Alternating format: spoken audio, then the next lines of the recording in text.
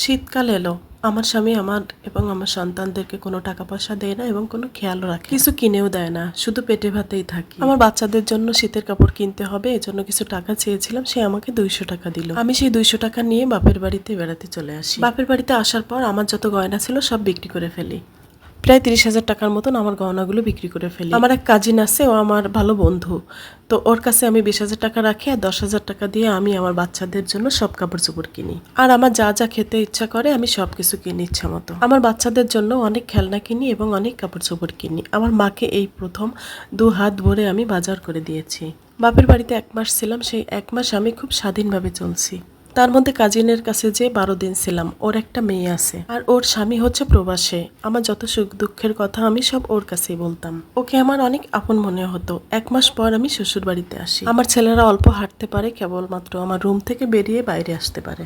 ওদেরকে কেউ আদর করতো না, আবার মাঝে মাঝে দরদ উতলিয়ে পড়তো। হামাগুড়ি দিতে দিতে যখনই একটু ওই পাশে যেত তখনই ওরা তরকারি দিয়ে ভাত খাইয়ে দিত, যে তরকারি সাধারণত বাচ্চাদেরকে আমরা দিই না, অনেক ঝাল থাকে বলে।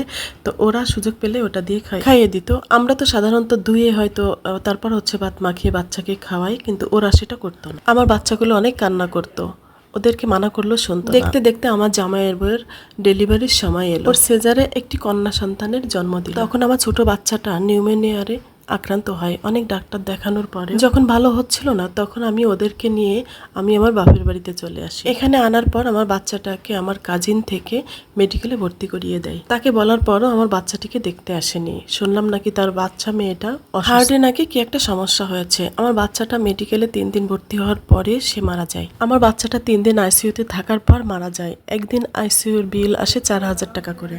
আমার টাকাগুলো সব শেষ হয়ে যাওয়ার পর আমার কাজিন আমার বাচ্চার পিছনে যত টাকা খরচ হয়েছিল সমস্ত টাকা সেই খরচ করে। ছেলেটা মারা যাওয়ার পরেও তাকে খবর দেওয়ার পরে সে আসেনি, উল্টো বলে যে লাশ নিয়ে আমরা যেন তার ওখানে চলে যাই। এটা বলার পরও আমি যাইনি। আমি যে কিরকম ভেঙে পড়েছি যেটা আপনাদেরকে বলে বোঝাতে পারবো। এই কষ্ট একজন সন্তান হারা মাই বোঝে। আমি আমার বাচ্চাটাকে জড়িয়ে ধরে বললাম যে বাবা, তোর জন্মের সময় কেউ ছিল না, মৃত্যুর সময়ও কেউ নাই।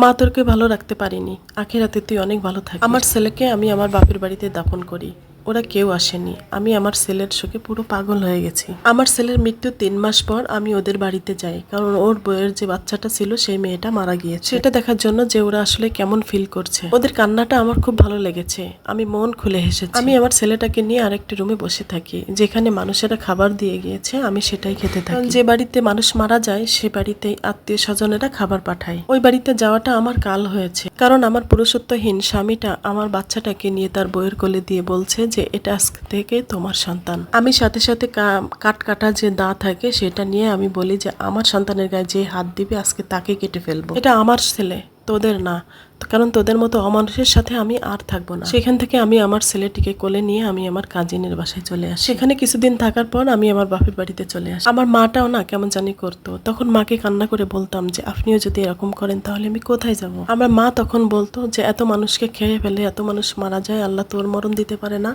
তখন আমি অতিষ্ঠ হয়ে আমি আবার স্বামীর কাছে চলে যাই।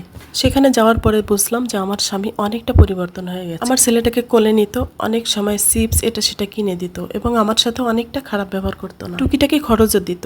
পরে আমার ছেলেটাকে মেডিকেলে নিয়ে যাই পোলিও টিকা খাওয়ানোর জন্য। বাসায় আসার পর ছেলেকে নিয়ে আমি খাওয়া দাওয়া করে একটু ঘুমাই। আমার স্বামী আমার রুমে আসে, এসে বলে তুমি একটু এদিকে যাও, আমি আমার ছেলেটার কাছে একটু ঘুমাবো। আমি ছাদে যেয়ে একটু হাঁটাহাঁটি করি। কিছুক্ষণ পর আমি রুমে চলে আসি। এসে দেখি যে আমার হাজবেন্ড আমার বাচ্চাটাকে নিয়ে ঘুমিয়ে আছে। ওনার ওয়াইফ চলে আসে। ওনার বউ যখন আমার রুমে চলে আসে তখন অনেক গ্যাঞ্জাম করে উনি কেন আমার রুমে শুয়ে আছে। তারপর আমার হাজবেন্ড তার সাথে অনেকটা গ্যাঞ্জাম করে তাকে ঘর থেকে বের করে দেয়, বলে আমার এখানে একটু থাকতে ইচ্ছা হচ্ছে। কাঁচা ঘুম ভাঙিয়ে দেওয়ার জন্য আমার স্বামীর সাথে অনেক গ্যাঞ্জাম করে। সেটা শুনে আমার বাচ্চাটা ঘুম থেকে উঠে যায়। দুইজনে তর্কাতর্কি করে একটা সময় আমার স্বামী তার বউকে মারতে শুরু করে। কয়েকদিন পর আমার বাচ্চাটার পেট খারাপ হয়, সে পাতলা পায়খানা করে। তারপর আমি একটা সিএনজিতে করে আমি আমার বাচ্চাকে মেডিকেলে নিয়ে যাওয়ার জন্য রাস্তার পাশে যেয়ে দাঁড়াই। দেখি একটা সিএনজি আসছে, সিএনজির ভিতরে একটা খালা বসা আছে। যে খালাটা আমি যখন আমার বাচ্চাটাকে পোলিও খেতে নিয়ে গিয়েছিলাম তখন ওই খালাটা আমার পাশে দাঁড়িয়ে আমাকে অনেক হেল্প করেছিল। তো যখন আমি সিএনজির ভিতরে দেখলাম তখন বলল যে তুমি কোথায় যাচ্ছ। আমি বললাম আমি মেডিকেলে যাব। তখন ওই খালাটা বলল যে ঠিক আছে আসো, আমিও যাব। একটা সিঙ্গারা বের করে বলল যে আমার অনেক খিদা লেগেছে, আমি খাচ্ছি, তুমি খাবে? আমি বললাম হ্যাঁ আমিও খাবো।